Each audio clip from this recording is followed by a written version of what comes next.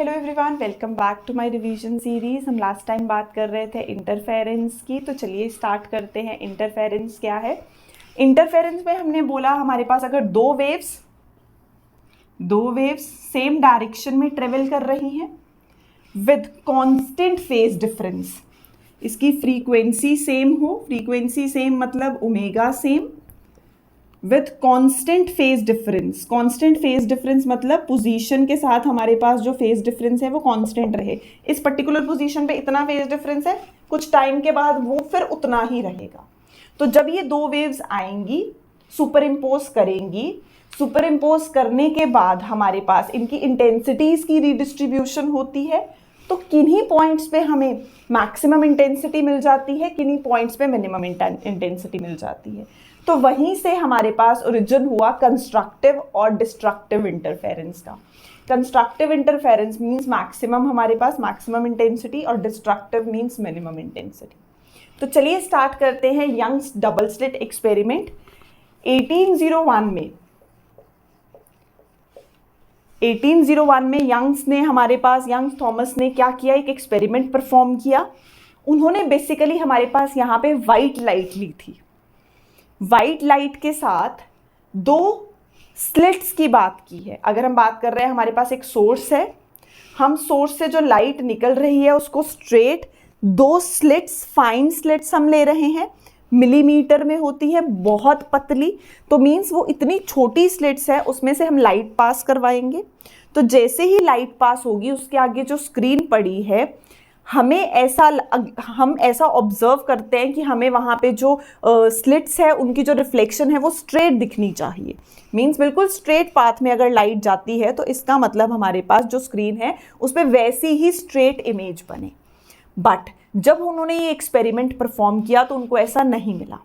उन्होंने क्या बोला, हमारे पास यहाँ से ऐसे कुछ वेव्स ट्रेवल हुई होंगी जिससे कि उन स्लिट्स के बिल्कुल मिड पॉइंट में हमारे पास सेंट्रल मैक्सिमा बना। Central maxima means bright fringe हमें मिली। फिर ये अज्यूम किया गया कि ये सेंट्रल मैक्सिमा शायद इसलिए है कि यहाँ से यहाँ तक जो दो स्लिट्स हैं उनके बीच में जो पाथ डिफरेंस रहा है वो जीरो रहा होगा, दोनों ने इक्वल डिस्टेंस ट्रेवल किया होगा। तो जब दोनों ने इक्वल डिस्टेंस ट्रेवल किया ओ पॉइंट तक, तो हमें कैसा मिल गया, यहाँ पे ब्राइट फ्रिंज मिल गई, जिसको सेंट्रल मैक्सिमा बोलते हैं। तो जहाँ पे क्रेस्ट, एक वेव की क्रेस्ट दूसरे वेव की क्रेस्ट के साथ ओवरलैप करे, एक का ट्रफ दूसरे के ट्रफ के साथ ओवरलैप करे, उसको बोलते हैं कंस्ट्रक्टिव इंटरफेरेंस। जहाँ पे एक का क्रेस्ट दूसरे के ट्रफ के साथ ओवरलैप करता है उसको बोलते हैं डिस्ट्रक्टिव इंटरफेरेंस। तो कंस्ट्रक्टिव में हमें ब्राइट फ्रिंज मिलती है, डिस्ट्रक्टिव में डार्क फ्रिंज मिलती है। तो बेसिकली इस एक्सपेरिमेंट के बाद हमें क्या मिला, alternate bright and dark fringes का पैटर्न मिला। ये तब मिलता है जब हम जो सोर्स लेते हैं वो कैसा हो, मोनोक्रोमैटिक हो। Monochromatic means single colour. तो सिंगल कलर की हमारे पास यहाँ पे हमने बोला वेवलेंथ, यहाँ से लाइट निकली, दो स्लिट से पास की। तो ऐसे अगर अब लाइट की वेव नेचर है तभी तो ऐसा पॉसिबल हुआ ना। हमें बिल्कुल स्ट्रेट जाती हुई नहीं मिली है लाइट रेज, हमें ऐसा पैटर्न स्ट्रेट नहीं मिला है, हमें लाइट की वेव नेचर। तो इसका मतलब ये कंक्लूड किया गया कि जो लाइट है उसकी वेव नेचर होगी, तभी वो ऐसे ट्रेवल करके गई। वेव्स में जो आपस में क्रेस्ट और ट्रफ की जो ओवरलैपिंग हुई, उससे हमारे पास फ्रिंजेस का पैटर्न आया। तो हमने बोला कि यहाँ पे किसी पोजीशन पे अगर हम बात करते हैं, कोई भी पर्टिकुलर पोजीशन है, तो उस पर फेज डिफरेंस जो है वो कांस्टेंट रहे। तो फेज डिफरेंस कांस्टेंट कंडीशन थी हमारे पास इंटरफेरेंस की। दो वेव्स आई, सुपर इम्पोज करने के बाद हमें स्क्रीन पे क्या मिला, पैटर्न मिला, alternate bright and dark fringes का। सबसे पहले 1675 में न्यूटन ने ये थियोरी दी थी, न्यूटन्स कॉर्पस्कुलर थियोरी, जिसमें उन्होंने बोला था लाइट तो कॉर्पसल से बनी है, रेक्टिलिनियर प्रोपेगेशन है, बिल्कुल स्ट्रेट पाथ में ट्रेवल करती है, और स्पीड जो है वो डेंसर में ज़्यादा होती है, रेयर में कम होती है। बट उसके बाद हमारे पास यंग्स डबल स्लिट एक्सपेरिमेंट आया, जिससे 1801 में हमारे पास ये प्रूफ हुआ लाइट की वेव नेचर है। लाइट वेव नेचर भी एग्जिबिट करती है, तभी तो वो वेव्स की तरह जा रही है। जब वहाँ पे हमारे पास वेव्स की तरह यहाँ पे क्रेस्ट और ट्रफ की ओवरलैपिंग हो रही है, तो उसके बेसिस पे हमें फ्रिंजेस का पैटर्न मिल रहा है। तो ये था Young's double slit experiment. Same चीज़, कोई मोनोक्रोमैटिक सोर्स, दो फाइन स्लिट से पास की, alternate bright and dark fringes का पैटर्न मिला। यहाँ पे मोनोक्रोमैटिक सोर्स, हमने बोला दो स्लिट्स, बस इसी को अब हमने ऐसे कर दिया। ये जो हमारे पास डायग्राम है उसको हमने ऐसे कर दिया। अब ये स्लिट्स ऐसे आ गई हमारे पास, स्लिट्स से निकली तो पैटर्न भी रिवर्स हो गया, जो ऐसे खड़ा था वो ऐसे दिख रहा है। तो मीन्स ये फ्रिंजेस का हमारे पास क्या आ जाएगा, पैटर्न आ जाएगा। तो लास्ट टाइम हमने बोला कि हमारे पास इनका एम्पलीट्यूड, रिजल्टेंट एम्पलीट्यूड कितना आता है। अगर हम दो वेव्स की बात कर रहे हैं तो रिजल्टेंट एम्पलीट्यूड आया था a1 square plus a2 square plus 2a1 a2 cos phi. कैसे लिया था कि अगर ये a1 है, ये a2 है, और इन दोनों के यहाँ पे हमारे पास रिजल्टेंट एम्पलीट्यूड a जो है r बन जाता है। हमने बोला यहाँ पे एंगल हमारे पास कितना था, फाई था। तो हमने vector triangle law, parallelogram law of vectors लगा के हमने ये प्रूफ किया, और हमने मैथमेटिकल कैलकुलेशंस भी की थी कि हमारे पास एम्पलीट्यूड कितना आता है। तो ये है रिजल्टेंट एम्पलीट्यूड। एक चीज़ हमें और पता है क्लास 11 से, intensity is directly proportional to square of the amplitude. तो अगर रिजल्टेंट एम्पलीट्यूड की इंटेंसिटी हम IR से ले लें, फर्स्ट वेव की इंटेंसिटी I1 हो जाएगी, तो resultant I is directly proportional to a square, और हम लिख सकते हैं I is equal to KA square. तो मीन्स हर जगह एक कांस्टेंट आएगा, यहाँ पे KIR आ जाएगा, यहाँ पे KI1 I2 2I1 I2।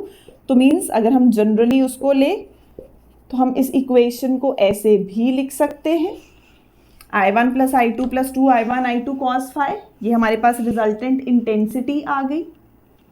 अब अगर हम ये लेके चले, हमें क्या करना है, यहाँ पे मैक्सिमा और मिनिमा के लिए फाइंड करना है। हमने कल कंडीशन की थी, मैक्सिमा के लिए हमारे पास इसकी वैल्यू कितनी आती है, n लैम्डा आती है पाथ डिफरेंस, और मिनिमा के लिए हमारे पास 2n-1 lambda by 2, 2n-1 lambda by 2। यहाँ पे मैक्सिमा मिनिमा हमने बोला कंस्ट्रक्टिव के लिए n लैम्डा कंडीशन आई थी, डिस्ट्रक्टिव के लिए 2n-1 लैम्डा बाई 2 आई थी। अब अगर हमें मैक्सिमम और मिनिमम इंटेंसिटी कैलकुलेट करनी है, यहाँ से ही हमें मैक्सिमम और मिनिमम इंटेंसिटी की बात करनी है, तो मैक्सिमम और मिनिमम इंटेंसिटी हम कितनी ले सकते हैं। मैक्सिमम इंटेंसिटी या मैक्सिमम एम्पलीट्यूड कब होगा, जब कॉस फाई कितना होगा, 0 पॉजिटिव, कॉस फाई की वैल्यू जब हमारे पास 1 हो जाएगी। और मिनिमम कब होगा, जब कॉस फाई कितना हो जाएगा 180, कॉस फाई कितना आ जाएगा -1। तो मीन्स हम यहाँ से ही इसी की टर्म्स में अगर इक्वेशन डिराइव करें, रिजल्टेंट एम्पलीट्यूड मैक्सिमा के लिए होगा a1 square plus a2 square plus 2a1 a2 cos phi की वैल्यू 1 कॉस 0। तो मीन्स ये कितना आ गया, a1 प्लस a2 का होल स्क्वायर। ये मैक्सिमम एम्पलीट्यूड। मिनिमम की भी बात करें तो मिनिमम कितना आ जाएगा हमारे पास, minimum amplitude will be cos phi -1, cos 180 पे आता है, तो मीन्स ये आ गया a1 square plus a2 square plus 2a1 a2, a की जगह माइनस ये आ जाएगा, मीन्स हम इसको लिख सकते हैं a1 माइनस a2 का होल स्क्वायर।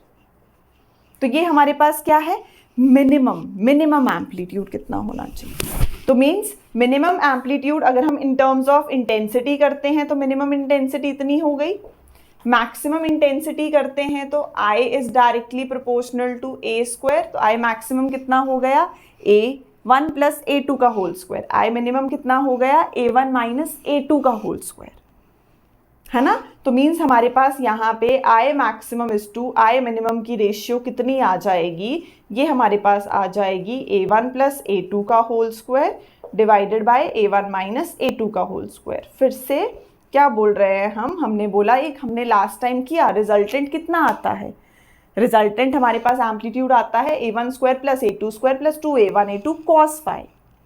वहाँ से इंटेंसिटी ये I1 plus I2 plus 2I1 I2 cos phi, same equation बन सकती है हमारे पास, यहाँ पे सॉरी आ जाएगा under root I1 I2 cos phi. तो ये चीज़ हमारे पास मैक्सिमा के लिए थी, ये हमारे पास किसके लिए थी, मिनिमा के लिए थी। I मैक्सिमम कितना हो जाएगा, a1 square plus a2 square 2a1 a2 maximum means phi की वैल्यू कॉस फाई कितना होगा 1, मिनिमम मीन्स कॉस फाई हो जाएगा -1। तो I maxima is to I minima की रेशियो आ जाएगी a1 + a2 का whole square divided by a1 - a2 का होल स्क्वायर। ये आ गई intensity maxima is to intensity minimum. I maximum is to intensity minimum हमारे पास कितनी आ गई, a1 + a2 का whole square divided by a1 - a2 का होल स्क्वायर। नेक्स्ट, अब अगर हम बात करें, हमारे पास हमें मैक्सिमम इंटेंसिटी कैलकुलेट करनी है। अगर हम कंडीशन लें, अगर हम कंडीशन ले रहे हैं जो दोनों वेव्स हमारे पास आ रही हैं इनका एम्पलीट्यूड सेम है, अगर हम दोनों वेव्स की बात कर रहे हैं दोनों का एम्पलीट्यूड सेम है, तो means maximum intensity will be कितनी हो जाएगी। अगर हम जो दो वेव्स की बात कर रहे हैं मैक्सिमम इंटेंसिटी a1 + a2 का होल स्क्वायर, क्या मैं a1 a2 सेम ले लूँ, दोनों का एम्पलीट्यूड सेम है। हम कंडीशन ले रहे हैं कि दोनों जो वेव्स हैं, क्योंकि हमारे पास हम जब कोहेरेंट सोर्सेज की बात करते हैं, इंटरफेरेंस की बात करते हैं, तो हम एक्सपेक्ट करते हैं सस्टेन्ड इंटरफेरेंस के लिए, तो हम ये बोलते हैं कि इनका जो एम्पलीट्यूड है वो अप्रॉक्सीमेटली सेम होना चाहिए। जो दोनों वेव्स हमारे पास आ रही हैं इनका जो एम्पलीट्यूड हो वो अप्रॉक्सीमेटली सेम हो, नियरली सेम चलेगा। तो मीन्स a1 = a2, तो ये आ जाएगा 4। अगर हम ले a1 = a2 = a, तो ये आ जाएगा 4a²। सिमिलरली अगर हमें मिनिमम इंटेंसिटी निकालनी है तो वो कितनी आ जाएगी, 0। ये क्या बता रहा है, ये बहुत बहुत इंपॉर्टेंट चीज प्रूव कर रहा है कि जो ब्राइट फ्रिंज है वो कंप्लीटली ब्राइट होगी, जो डार्क फ्रिंज है वो कंप्लीटली डार्क होगी। मैक्सिमम की इंटेंसिटी 4a², मिनिमा की इंटेंसिटी 0, तो मीन्स जो डार्क है वो कंप्लीटली डार्क, जो ब्राइट है वो कंप्लीटली ब्राइट, और कंट्रास्ट बहुत अच्छा आएगा। फिर से हमने रिजल्टेंट एम्पलीट्यूड की इक्वेशन की थी, हमने बोला इंटेंसिटी की टर्म्स में लेंगे तो सेम चीज हम ये लिख सकते हैं। मैक्सिमा मिनिमा के लिए हमने ये कंडीशंस की थी। मैक्सिमा के लिए हमारे पास इक्वेशन अगर हम लेना चाहें, maximum intensity means cos phi कितना होगा 1। जब भी हम फिजिक्स में कोई भी किसी भी चीज़ को जिसमें कोई टी रेशियो हो, अगर हमें उसकी मैक्सिमम वैल्यू प्रूव करनी हो किसी फिजिकल क्वांटिटी की, तो हम उसमें ढूंढते हैं कहाँ है टी रेशियो। उस टी रेशियो को सिंपली मैक्सिमम और मिनिमम वैल्यू पुट कर दो तो मैक्सिमम और मिनिमम आ जाएगा, उसकी मैक्सिमम वैल्यू और मिनिमम वैल्यू आ जाएगी। तो कॉस फाई को मैक्सिमम लिया 1, आई मैक्सिमम आ गया। कॉस फाई को मिनिमम लिया -1, 180 पे होता है, तो मिनिमम वैल्यू आ गई। दोनों को डिवाइड किया तो ये एक तरह की हमारे पास रेशियो आ गई। अब अगर हमें निकालना है दोनों का अगर एम्पलीट्यूड, क्योंकि कंडीशन होती है कि एम्पलीट्यूड सेम लो, तो अगर हम एम्पलीट्यूड सेम लेते हैं तो मीन्स हमारे पास a1 + a2 का होल स्क्वायर कितना आ जाता है, 4a²। मिनिमम कितनी आ जाती है, 0। तो मीन्स जो डार्क बैंड है वो कंप्लीटली डार्क, जो ब्राइट बैंड है वो कंप्लीटली ब्राइट, तो कंट्रास्ट बहुत अच्छा आता है। ये हमने प्रूव किया कि हमारे पास जो फ्रिंजेस आ रही हैं उनका बैंड कैसा है, डार्क और ब्राइट हमारे पास कंप्लीट है, हमें कंप्लीट दिख रहा है। तो ये हमारे पास क्या आती है, मैक्सिमम और मिनिमम का एम्पलीट्यूड हमने यहाँ से कैलकुलेट करके देखा। नेक्स्ट, अब इसके बाद हमारे पास क्या है,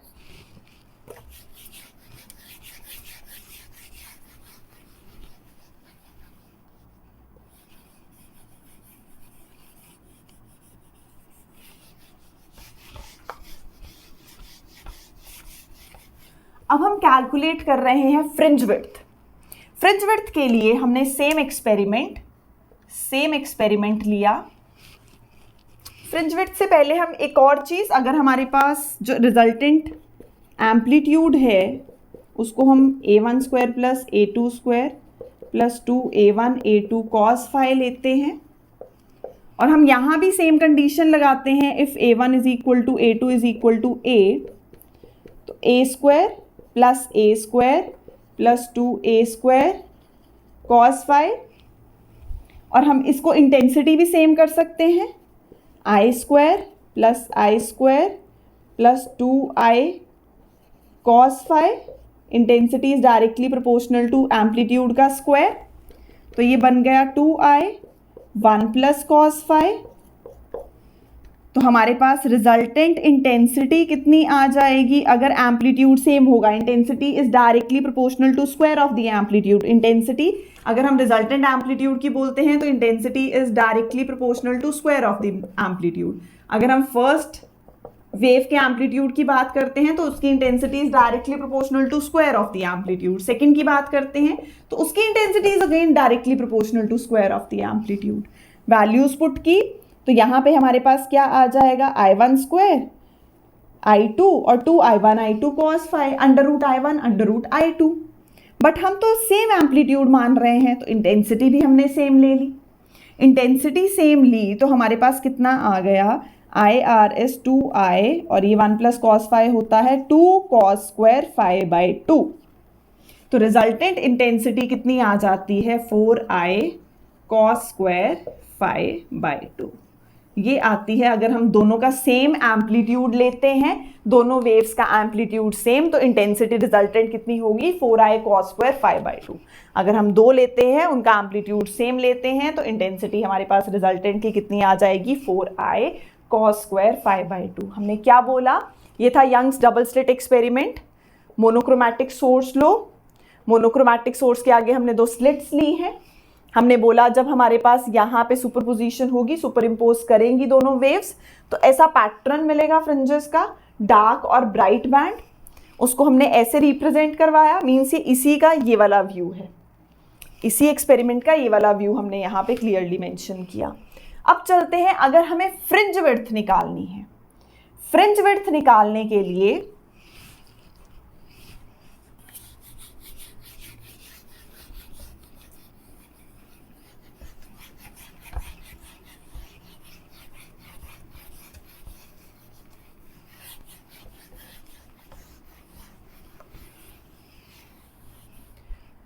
फ्रिंज विड्थ यहाँ पे हमने सेम चीज ली, हमने दो स्लिट्स ली हैं S1 S2। हमने बोला इनके बीच में डिस्टेंस d बहुत स्मॉल है, मिलीमीटर में उसकी वैल्यू है। स्लिट से लेके स्क्रीन तक का डिस्टेंस कैपिटल D है, और ये जो डिस्टेंस है ये बहुत ज़्यादा है स्लिट्स में अप्रॉक्सीमेटली गैप बहुत कम होता है, बहुत स्मॉल। तो ये भी एक वन ऑफ द कंडीशन है कि तो दोनों स्लिट्स हैं उनके बीच में गैप कम से कम हो, तो उनके बीच में डिस्टेंस जो है वो कम से कम हो, तो इंटरफेरेंस पैटर्न हमें अच्छा मिले। तो मीन्स जो हमने बोला ये D है वो कितना है, मिलीमीटर में होगा, बहुत स्मॉल। ये सिर्फ दिखाया है हमने बड़ा, बहुत स्मॉल गैप होता है।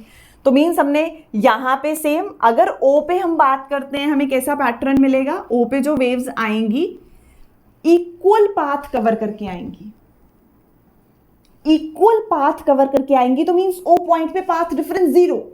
जो यहां से चला, सपोज एक बच्चा यहां से चलना शुरू हुआ, एक यहां से चलना शुरू हुआ, दोनों ने सेम डिस्टेंस ट्रेवल किया, तो दोनों का path difference 0, equal distance travel किया, तू भी सेम मैं भी सेम। तो मीन्स यहाँ पे जो हमारे पास उन्होंने पाथ कवर किया वो सेम है, पाथ कवर किया वो सेम है, तो पाथ डिफरेंस 0, तो यहाँ पे आता है सेंट्रल मैक्सिमा। हमने कोई रैंडमली एक पॉइंट P ले लिया जो कि डिस्टेंस x पे है फ्रॉम O। तो हमने बोला ये जो डिस्टेंस है ये D है, स्लिट्स के सामने सामने हमने दो पॉइंट्स लिए, तो इन दोनों के बीच में d/2 हो गया। O से लेकर P तक का डिस्टेंस हमने स्मॉल x ले लिया। मोनोक्रोमैटिक लाइट आई और हमने बोला जो उसकी वेवलेंथ है वो वही अप्रोक्सीमेटली 4000 एंगस्ट्रॉम टू 8000 एंगस्ट्रॉम की रेंज में लाई करेगी। लाइट की वेवलेंथ इसकी रेंज में 4000 टू 8000। अब हमने बोला कि हमने कोई पॉइंट P लिया है, हमें निकालना है पाथ डिफरेंस, हमें निकालना है पाथ डिफरेंस। पाथ डिफरेंस कितना आ जाएगा, पाथ डिफरेंस होगा जितना डिस्टेंस S2P ने ट्रेवल किया माइनस उतना distance S1P, S2P minus S1P दोनों के बीच में। अब दिख रहा है ये ज़्यादा चला है, एक यहाँ से चलना शुरू हुआ, एक यहाँ से चलना शुरू हुआ, ये तो बहुत जल्दी पहुँच जाएगा, ये बेचारा टाइम लगाएगा, मुझे ज़्यादा दे दिया चलने के लिए। तो मीन्स S2P बड़ा हो गया, S1P छोटा हो गया, दोनों के बीच में path difference S2P minus S1P। तो S2P और S1P की वैल्यू चाहिए अब हमें। S2P तो हम ट्राइंगल लगा सकते हैं, in triangle S2AP, in triangle S2AP कितना हो जाएगा, S2AP हमारे पास ये है, ये x और ये प्लस d/2, ये x और ये प्लस d/2, x और ये plus d/2 perpendicular, capital D का स्क्वायर बेस स्क्वायर। तो means S2P square is x plus d/2 का स्क्वायर प्लस d स्क्वायर। या लिख सकते हैं d square plus x plus d by two का स्क्वायर। डी स्क्वायर कॉमन लो यहाँ से, तो ये आ गया 1 plus x plus d by two का square divided by d square. जब हम कोई चीज़ कॉमन लेते हैं उधर नहीं है तो मीन्स हमने यहाँ मल्टीप्लाई डिवाइड कर दिया। अगर मैंने डी स्क्वायर के साथ यहाँ मल्टीप्लाई किया या डिवाइड किया, डी स्क्वायर कॉमन आया तो यहाँ रह गया 1, इसका 1, और यहाँ से डी स्क्वायर बाहर चला गया तो नीचे वाला D square as it is. अब यहाँ है s2p का स्क्वायर। s2p का स्क्वायर मीन्स यहाँ पावर हाफ हो गई, और जब रूट से डी स्क्वायर बाहर आएगा तो क्या रह गया d। यहाँ डी स्क्वायर था, कंप्लीट पे अंडर रूट रख गया, ये d रह गया, इसका d और ये इसकी पावर हाफ। अब हम बाइनोमियल यूज करते हैं। Binomial means 1 plus x raise to the power n, तो n को आगे ले आओ, 1 प्लस एन एक्स, बाकी हायर टर्म्स हम निग्लेक्ट कर देते हैं। तो मीन्स ये जो हाफ है ये हमारे पास यहाँ आ जाएगा, तो d 1 plus 1 by two x plus d by two का square divided by d square. ये कितना है s2p। सिमिलरली हम s1p भी निकाल सकते हैं। s1p क्या होगा? s1p मीन्स ये x इसमें से d बाई टू निकाल दो, ये x इसमें से d बाई टू निकाल दो, तो ये bp रह गया, नीचे वाला तो d स्क्वायर ही है, s1p स्क्वायर, तो मीन्स s1p स्क्वायर ये भी आ जाएगा d 1 प्लस हाफ, सिंपली रह जाएगा x minus d by two का square divided by d square. तो जब हम दोनों को माइनस करेंगे s2p minus s1p, d 1 plus half, हमें दिख रहा है इसमें से ये चीज़ माइनस करनी है, ये माइनस हो जाएगा, ये भी माइनस हो जाएगा, दोनों चीज़ें माइनस हो जाएंगी। जब हम सॉल्व करेंगे तब हमारे पास क्या आंसर आ जाता है, हम पूरे दोनों की वैल्यूज़ पुट करते हैं, इक्वेशन नंबर 1, इक्वेशन नंबर 2, तो यहाँ पे 1 माइनस 2 जब हमने पुट किया तो हमारे पास पाथ डिफरेंस कितना आएगा।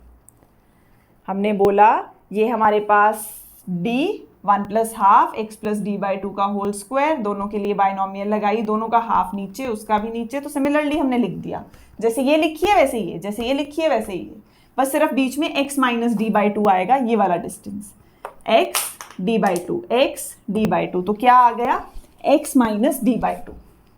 तो मीन्स हमने बोला s2p माइनस s1p, दोनों को सब्ट्रैक्ट करते हैं तो हमारे पास वैल्यू आ जाती है x डी बाई डी।